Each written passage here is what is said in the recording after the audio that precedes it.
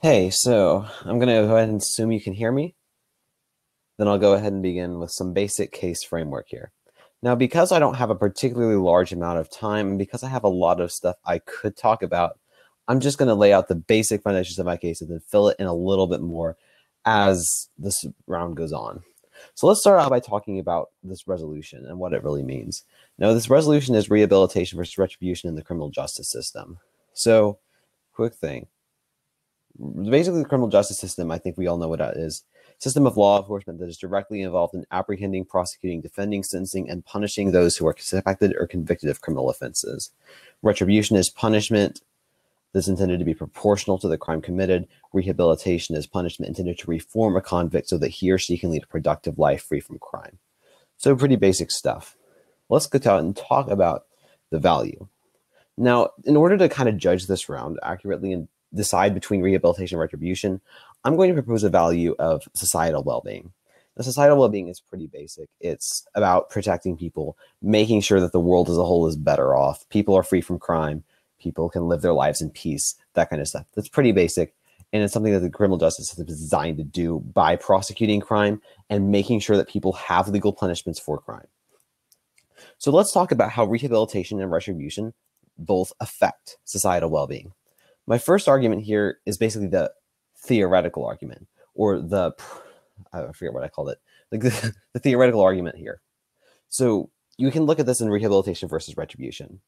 Now, the fact is, unfortunately, retribution doesn't actually deter crime from happening. This is according to David A. Anderson. He says that the findings suggest that 76% of active criminals and 89% of the most violent criminals either perceive no risk of apprehension or are incognizant of the likely punishments for their crimes. What that means is that criminals don't pay attention to the level of punishment they see. So even if there's a super retributive sentence, it's not going to be stopping crime from happening because most criminals don't even care. On the other hand, rehabilitation actually makes a practical impact on crime because it stops people from. When you are rehabilitated, you lose the incentive to commit crimes because you have an incentive to work and not behave legally. So that's what rehabilitation does. It gives you another option for crime. The other level is that of the practical level. And the simple fact is that rehabilitation has done a lot more good practically than retribution has. For example, let's look at the system in Singapore. Now, Singapore actually has a very rehabilitative system. And what they've seen in adopting a rehabilitative system is that when they introduce more rehabilitative programs, their recidivism rate goes down. In other words, the factor that changes is the amount of rehabilitation they're doing. When that happens. All right. Well, thank you so much for accepting this debate. I think you presented a very fair framework. That is, I completely agree with your definitions. And in fact, I'm also going to agree with your value. I think the goal of the criminal justice system, to clarify though, is inherently, to protect the rights and such of and ensure that fair judgments are passed. The important thing I would like to make a note there is specifically that of human dignity. The reason we do that is because we believe that humans are inherently special. That's why we have rights. And so to understand exactly my entire case is going to be built off the premise that supporting rehabilitation inherently undermines human dignity. With that in mind, I'm going to kind of go through my contentions, and if I have time left, hopefully respond to your arguments, but if not, I'll get to that in later speeches. So my first major contention here is that rehabilitation denies free will. Rehabilitation denies free will. The A point under this is it assumes victim of circumstance. So the idea of rehabilitation, I think we can both agree, is that we can recondition rehabilitate criminals to think differently, and so they can re-enter into society to be effective members of it. The problem is it assumes that the inherent problem with the criminal was that their conditions, that if we just put them in different conditions and condition them differently, they'll act differently. This inherently undermines that. Inherently, we can agree that the vast majority of criminals you do criminal acts by choice. You choose to rob that bank. Inherently, sure, your circumstances are a part of it, but saying that somebody is inherently just a victim of their circumstance, which is what rehabilitation idea is based off of, inherently does two things. One, it debases humans. It says humans are just a matter of circumstance, and inherently says that your free will doesn't really matter. Your decisions are based off of your environment. And therefore, if we change the environment to reset you, you will change. second one is that this undermines the foundational truth. It undermines the foundational truth that humans are special. If humans don't really have free will and are just victims of the circumstance and just victims of their environment, we're no different than animals. What's the point of having, under that idea, then we shouldn't have rights, right? Because there's nothing that makes us special than an animal, because there's no real difference. Both of us are victims of circumstance. My second contention is that of immoral rewards. And this really has one major point. You wouldn't punish somebody if they didn't deserve it. That wouldn't be justified. Like, you wouldn't kill a guy and say, if anybody messes with me, I'll kill you too. As much as that may deter somebody, you wouldn't do that because that's immoral and unfair. It's not just. They didn't deserve that. In the same way, you don't benefit somebody if they don't deserve it. Right? It is immoral and wrong to, after Hitler killed 6 million Jews, if we went up to Hitler and gave him a lollipop. As much as a lollipop might be beneficial, we shouldn't give any benefits to him because he doesn't deserve any. What the inherent rehabilitation does is it forces people to go rigorous moral reconstruction without their consent, and inherently forces them to benefit without them deserving that whatsoever. With that, I rest my case and pass the mic. Okay, I have a quick question for you, actually. So you talked a lot about how rehabilitation denies free will and makes somebody a victim of circumstance and stuff.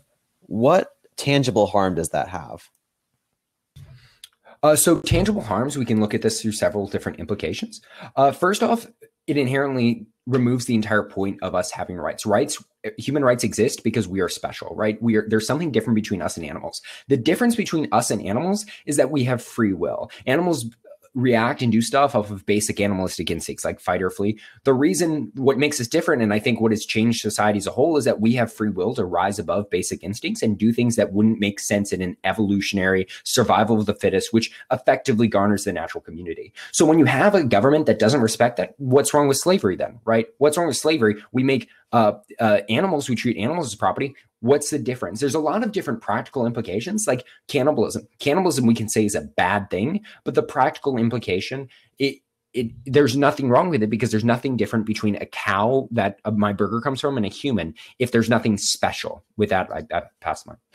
Okay, so let's go ahead and talk down these things. It's good to see we've agreed on the value because we're basically just going to be talking about what's best for society in the whole.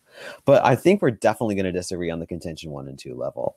Let's talk. I'm going to have 3 responses, first of all, to the contention 1. My first subpoint is that it ignores reality. Now, the simple reality of the criminal justice system is that when you throw somebody in a prison full of criminals where they're inherently mistreated, where they're inherently being punished by society in a way that is sanctioned by that society, that inherently undermines their human dignity. And the simple reality, all you have to do to learn this is look to what a prison is like. It's not a pleasant place. It's not a good place.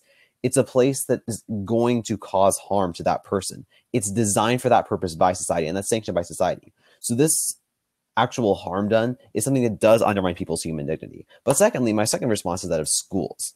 Now, we do this stuff all the time. We put people in schools to teach them things. We assign people who have I guess, like, we assign domestic abusers classes on how to actually treat people well. Like, we do this a lot of the time because we recognize that when people get more education, when they learn more about their victims of society, they are less likely to commit crimes. And it's not only that, it's also that they're more likely to do things that are going to be constructive to society. For example, children, they're much better when they're in school. Like, we actually force people to undergo education and training in many instances, and we're not saying that it actually undermines their human dignity. But my third response is that if it's outweighed. Now, this idea of rehabilitation makes slavery and stuff okay has no tangible impact in the real world. Like, my opponent can say it encourages slavery and cannibalism, but unless we see that in countries like Singapore or Norway, which actually do prioritize rehabilitation, then we can't really say that that's a tangible impact. What that is, though, is it's outweighed by the real world impacts on crime. I'll get into that in a little bit later. But his second condition was that of the immoral rewards. We don't benefit somebody when they don't deserve it. I have 2 responses to this. First, Santa Claus. If you've ever had Santa Claus, the whole point behind Santa Claus is giving kids stuff they don't deserve, because regardless of how bad they are, they're still going to get presents. Like, we don't operate this way in society. We give people stuff they don't deserve all the time. I don't think that's something that really should stand this round. But secondly, rehabilitation is still punishment. And this is something that's really key. My opponent actually talked about this himself. We're talking about forcing people to do things. We're talking about forcing people to undergo classes. We're talking about forcing people to be educated. And that is still punishment because it's denying their ability to choose for themselves. And unfortunately, though, this punishment has a much greater positive impact than the system of retribution, as the Singapore Prison Service actually saw. When they instituted more rehabilitative programs, their recidivism rate declined to 25.9%, down from 27. All right, so hopefully I'm pretty sure I understood the point that you were getting at right there. With that in mind, let's just jump right into, I guess, my opponent's case and my case. In the first point I want to talk about his response to my case. He talks about how inherently we can see examples of school, how we teach people things, and people need to learn things. Now, I do agree to this to a certain place. The assumption of kids, right, is that they don't know any better. You're making that same assumption for criminals. You're assuming that if we just teach, if these criminals just haven't learned what is right and what's wrong. The majority of criminals fully understand when they rob a bank that is societally accepted that that is the wrong thing to do. If not, we can argue that they're mentally ill, right? Or they have something wrong with them. And that's a whole different list of exceptions. All right. Children don't know any better. That's why they have school. Adults who go through this process do know better. It's not the same in the situation. You also talk about how there's no real tangible impact. And you say Norway, well, Norway, doesn't legalize slavery. So how can you make this point? My inherent point is actually quite simply this: socialism.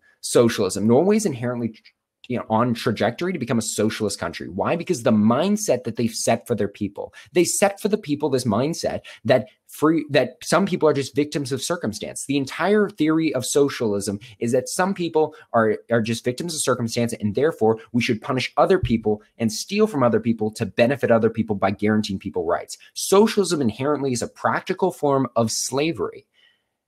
That is a perfect example of the mindset you set when you create a system where some people are just victims of circumstance that don't know any better. We see a modern day slavery created in that of socialism. Norway is direct on that track. They've already started guaranteeing healthcare as a right. They're already forcing people to work without compensation. This is a perfect example. Your next point in really response to immoral deserts was that really of Santa Claus.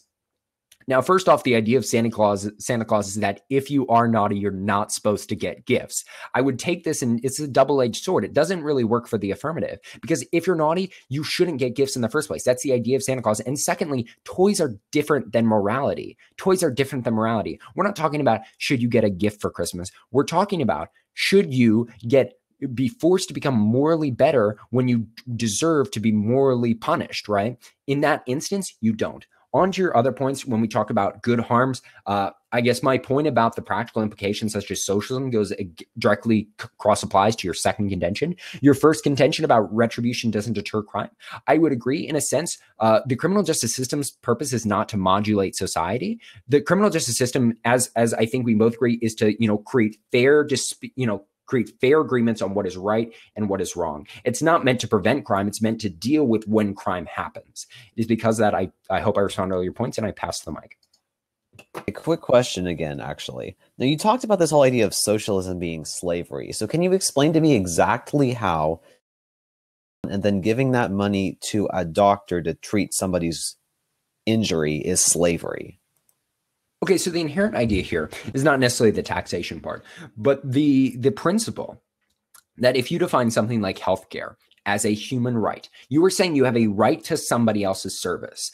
Which by definition really is slavery. Slavery is when you believe you have a right to human capital. You have a right for somebody to do something for you without compensation. Socialism assumes that in many different socialists, we can see example like Bernie Sanders, who wants free healthcare for some citizens, saying that some citizens get to have healthcare, get to have doctors forced to work for them without them having to pay anything because they deserve that. That's slavery. Having people work for you inherently without compensation, and that they owe that to you, is slavery.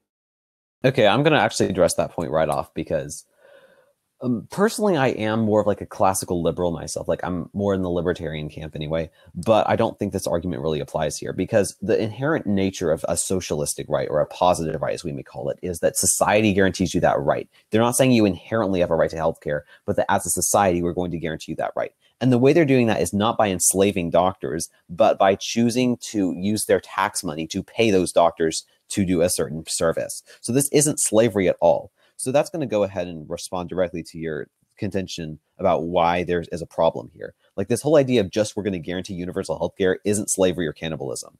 So I still think we don't see any tangible impacts here as against the very real tangible impacts of reducing crime. So let's talk about that for a minute. My opponent said in his speech that that this criminal justice system isn't designed to modulate society and prevent crime, but that's exactly what it's designed to do. Like the only reason we really have, well, one of the big reasons we have a criminal justice system is in fact to prevent crime in the future by establishing that there are penalties for crime and by making sure that people who do go to the criminal justice system will suffer consequences and will be rehabilitated in the end. So let's talk about those for a minute. Now, the whole idea that rehabilitation undermines human dignity, as I already said, it ignores the reality of the prison system, which really does undermine human dignity. And all you have to do to see this is go to a prison, read a book about somebody who's been in prison. It's awful. It's a terrible place to be. That treatment of people in prison really does undermine human dignity here.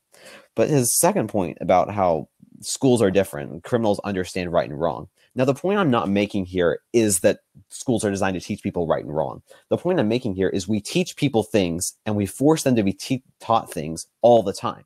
That's in schools, that's in classes. We have to, in order to become a foster parent, you have to learn you have to go undergo parenting classes no matter how many kids you had.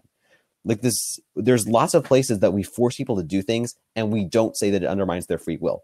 This idea of rehabilitation, teaching people things that they need to learn in order to function in society, isn't undermining their free will. I already responded to the socialism point and how that's not really a big harm of undermining people's rights or dignity. So let's go on to the point about immoral rewards, how it's undermining people's rights. Now, I basically use Santa Claus as a humorous example here. This is just one of the instances where we give people things they don't deserve. Like we do all the time give people things that we don't deserve, and we don't see it as a significant harm. In fact, we see it as a nice thing to do. And this is something, giving people things that we don't deserve in the criminal justice system, which is not only good for the criminals, but also good for society. So this is something that's, I think I would say, outweighed by the good that comes to society as a result of this, and by the good that comes to the criminal. It's not an immoral thing to do.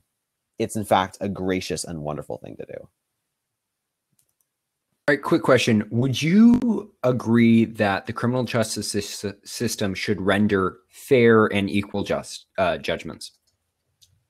I would say that they should try to do that. All right. And so because of what my opponent just said clearly sums up why the second contention stands, and I'm going to start right off there. If you're going to say that as much as my opponent said, he said that it is gracious, it is the nice thing, the merciful thing to do, right? To benefit people, give things that they don't deserve. I just asked him one thing.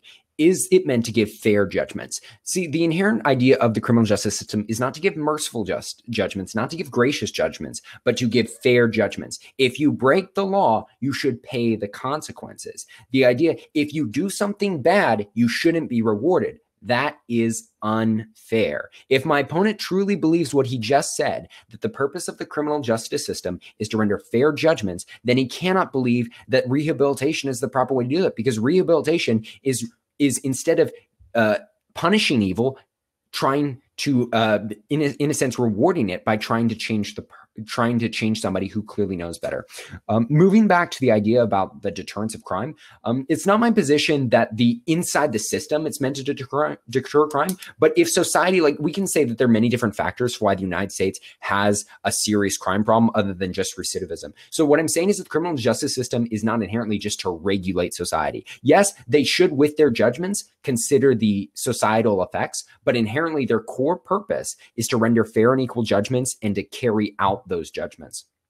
Moving on to your point about how prisons don't ignore human dignity, I would like to cite you to the social contract. If you were going to, for example, murder somebody, you are giving up your rights. So your idea here, I guess, in response to my human dignity, which we can really cross-apply, that human dignity and the inherent worth of man are the same thing. I'm saying that there's something inherently special about us.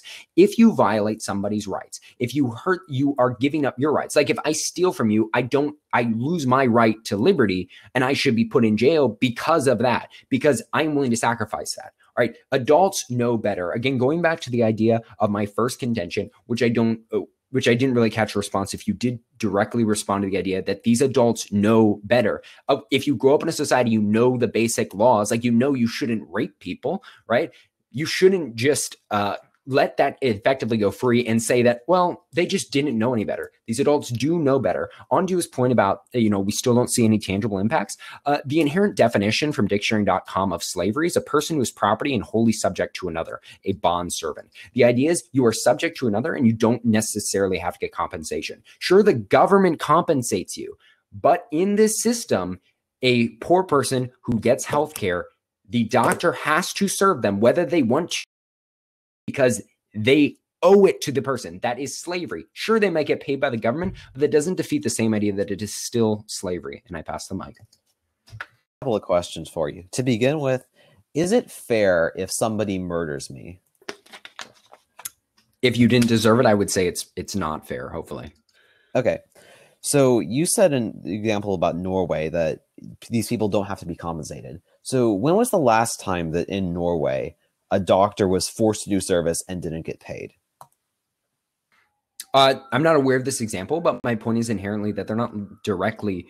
The purpose of this argument was that the subject, the person who they are owed to work for, is not has the right to control them. And sure, they can be compensated, but that person doesn't owe them anything. That person has a right to their service, which inherently is slavery. Sure, they may be compensated. My point is the person doesn't have to compensate them. Let's talk about these issues then. Starting out with this whole idea that in a criminal justice system being fair and just means that there can't be any mercy involved or any good things. Now, I think this is a significant problem, because we have to, when we're talking about the criminal justice system, look not just at what's just for the offender, but also what's just for society as well. And as we've agreed, it's not fair if you get murdered when you're undeserving of it. And that's what all murder is inherently. So society as well has to be considered in what's just. And the criminal justice system must consider the victims and the potential victims of crime when they're rendering fair and just judgments. So society as well must actually receive justice from the criminal justice system. So this, and also, I don't think that justice inherently disallows mercy. Like, just because we have to generally do justice does not mean that there's mercy that's going to be sacrificed here. Look, so for example, a judge can lay out this entire punishment, but also give the criminal the benefit of rehabilitation as part of his sentence. That doesn't mean that he's not rendering a fair verdict. It just means he's giving mercy in addition to justice. So let's go on and talk about this whole idea of the social contract and individual liberty and rights and people's human dignity. Now, the argument I was bringing up here was that the actual nature of prison and the actual nature of punishment is something that does harm people's human dignity. And I've read books about this actually, and it's really bad what happens in prison. Like, people are treated awfully in prison. The prison guards tend to be sadistic in many cases, and the prison inmates, of course, are also going to be sadistic.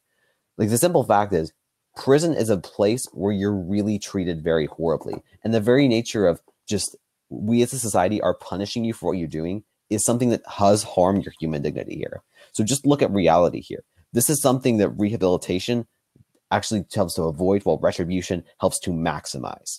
The whole idea that criminals understand what's right and wrong, and therefore we can't teach them anything and rehabilitate them, is also flawed.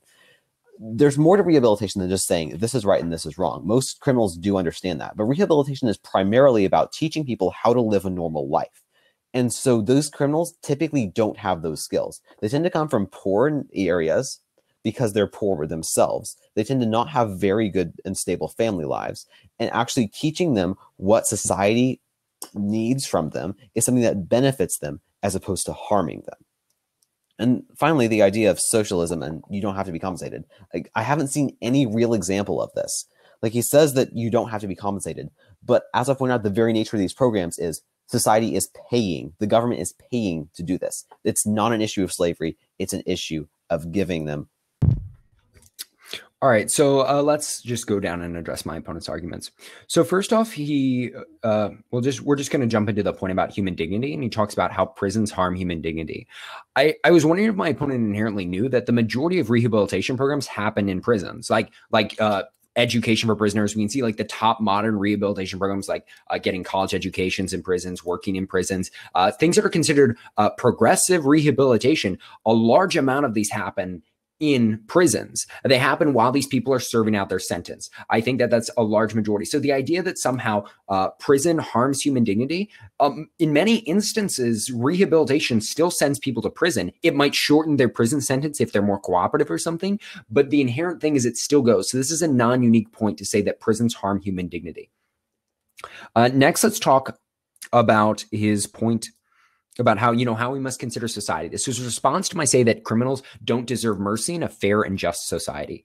I really have one question for you, and that is, would you agree that the purpose of government, or at least the central purpose of government, is to protect and respect people's rights? Yes. Sorry about that. One more question then. Why do we respect human rights? Because everybody inherently has them, and we're morally bound to do so.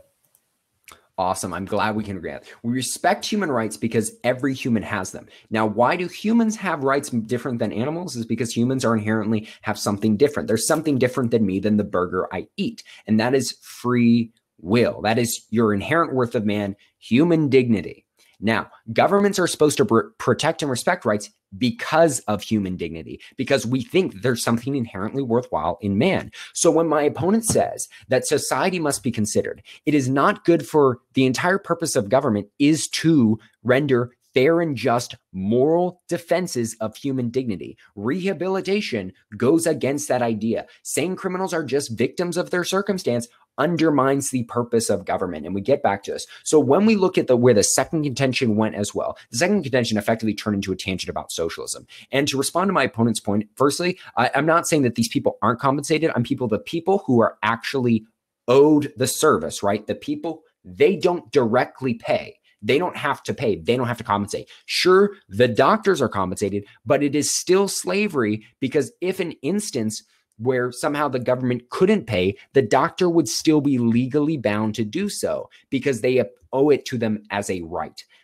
But that's not really the main purpose of this point. Again, going back to the practical applications, rehabilitation, when you're saying that people are victims of circumstance, denies the human dignity, denies that we have our own free will. And the inherent basis of the government is to protect human dignity, dignity, because that's what rights are for. That's why we have them. If we don't have human dignity, we don't have rights. We don't have society. That's why in my second impact, it was undermines foundational truth. You undermine the foundation of government and society when you say that people are just victims of circumstance. This point has not been directly refuted. Instead, we've turned onto this tangent of socialism, which I still think flows to my side. Back in general to the first contention, this also cross applies here about how society must be considered with how we deal with mercy. Inherently, if the government's job is to protect and respect rights, and since the criminal justice system is a facet of that government, they have the same goal, except in theirs, it's the actual litigation of that. Right here, here's a perfect example of applying the social contract again. The government should take action because action is required, fairness is required. Otherwise, there is no purpose of government. There is no purpose of human rights. With that, I pass the mic. Let's go ahead and get into this. We're going to talk mostly about the first contention, I think, here. Starting with the whole idea of rehabilitation occurs in prisons. Yes, it does. But the prison I'm talking about primarily is the prison like we see in the US, which is a primarily retributive system. That's against the prison like we see in Norway, which is a primarily rehabilitative system. It's worlds apart. Just go look it up. The pictures alone tell you everything. The prison that we see in these countries that focus primarily on retribution is something that really does harm your human dignity. Prison in rehabilitative countries actually builds it up. And you can see that just by reading quotes from these people, looking at the people who've actually come out of these areas. So there's actually a very real purpose and there's very real benefit to human dignity when we have prison that's focused on rehabilitation instead.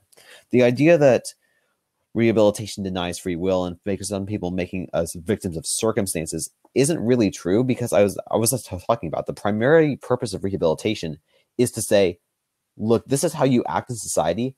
Do this, and we're going to expect you not to commit crimes in the future. It's not about saying you have no moral agency. We're going to change your circumstances, and therefore you're going to change your behavior. It's talking about saying, look, this guy is rationally or irrationally responding to his circumstances.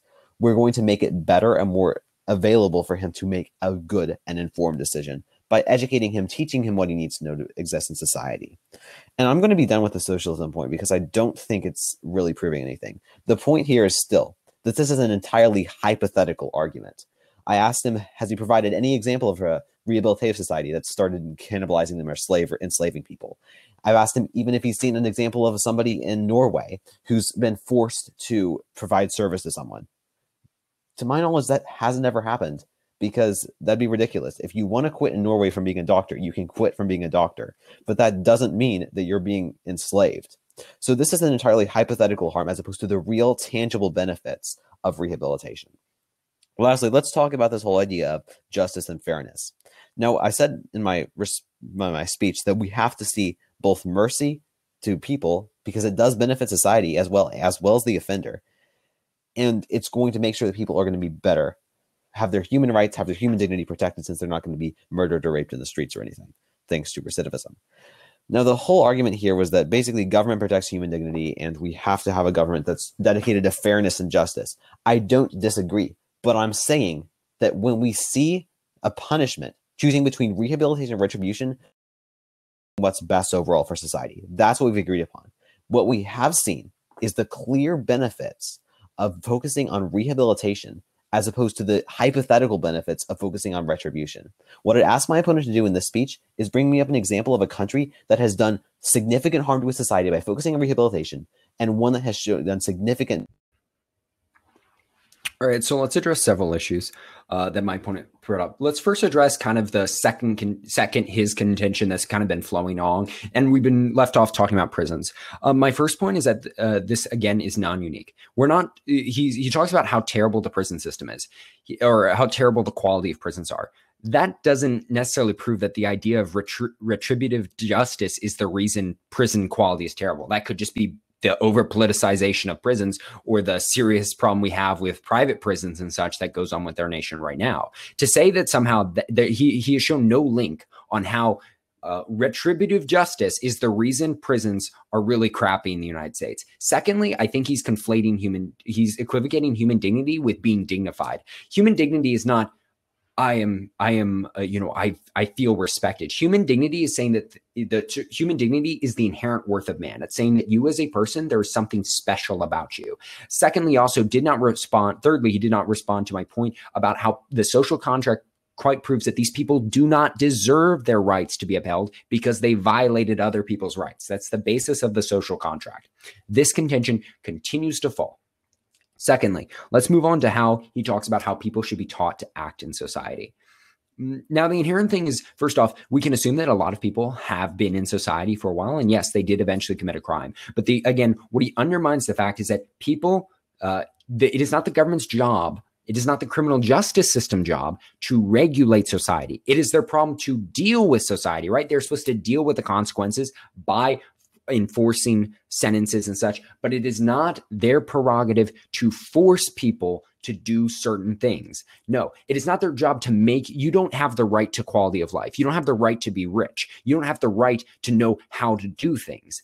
This is not really the point of the criminal justice system. It is not the job of the criminal justice system to do that, and therefore my point still stands. As I agree, the socialism example, we can argue back and forth about this all day, which is what I'm completely willing to do. Socialism inherently, I agree. Doctors are still being paid, but he inherently ignores my point. People in a socialistic system, the people who have the right to healthcare don't have to pay. Okay, sure, the doctor gets paid by the government, but it is not paid by the person, meaning that in between those two people, the doctor is a slave to the person, not any other way around. Sure, the doctor gets compensated, but he is still inherently legally obligated, forced to give healthcare to that patient. With that, I pass the mic. Okay, so let's get into some issues here. Now, this is going to be a pretty close to the end of the round, so I'm going to focus primarily on the big issues here. So let's start out by talking about the whole idea of prisons harming people. Now, we said this was non-unique. How retributive justice doesn't mean we have crappy prisons, but the simple fact is it does, because the whole purpose of prison in a retributive system is to cause people pain, is to cause suffering. So the crappier the prison, generally the more suffering is involved. So there's a direct incentive to make prisons crap.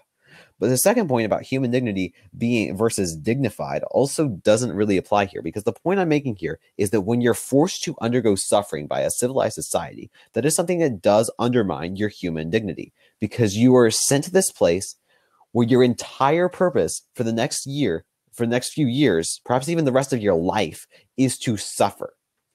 And that's something that's going to make you question whether you have any rights at all. The social contract does not mean that we get rid of all rights when we commit a crime. It means that we're supposed to uphold things and uphold our obligations. But it does not mean that we're abolish all our rights. So that point is also mistaken. Now, then he goes on to talk about how it's not the job of the criminal justice system to educate people and teach people to live and work in society. I'm going to have two responses to this. First, it applies to education.